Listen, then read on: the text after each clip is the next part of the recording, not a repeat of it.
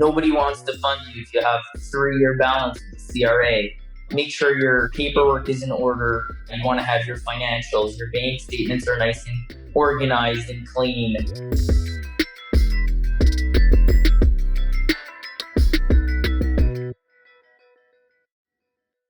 In terms of business owners, small, medium-sized enterprises who are looking to obtain business financing, what are some challenges that you on your end have noticed that they, encounter, and what are your tips in terms of overcoming some of those challenges?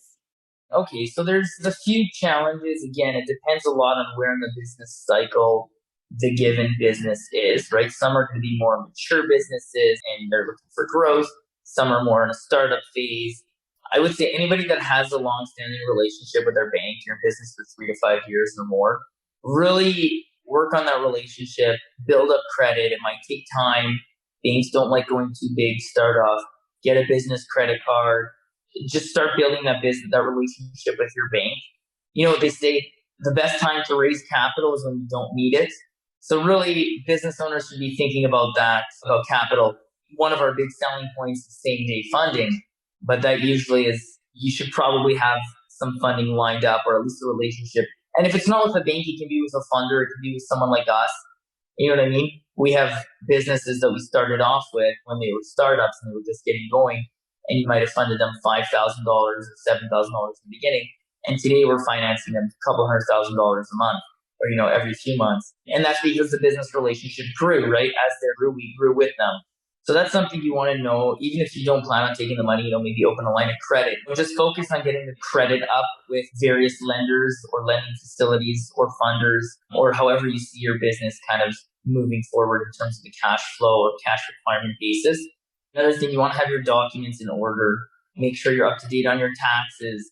Nobody wants to fund you if you have 3-year balance with the CRA. Make sure your paperwork is in order. You want to have your financials, your bank statements are nice and organized and clean. You have a signed lease with your landlord. It's not just a verbal agreement, although maybe if it's your buddy. But the more organized you are with the paperwork, and yeah, it's annoying and it's time consuming for an entrepreneur when all they really want to do is, focus on their business and get product and all this kind of stuff. But really, the boring stuff is what you really got to do if and when. That way, when it is time for financing, when you are ready to grow, when you are ready to get additional capital for your business, it's nice and easy. You don't want to start running around and getting all your documents done and get your accountant to start looking at your financials from 2016 because you haven't been on top of it. That's really what I would say, is just really plan ahead. Make sure you have what lenders or funders or whatever route you plan on taking for your business, whatever's right for you.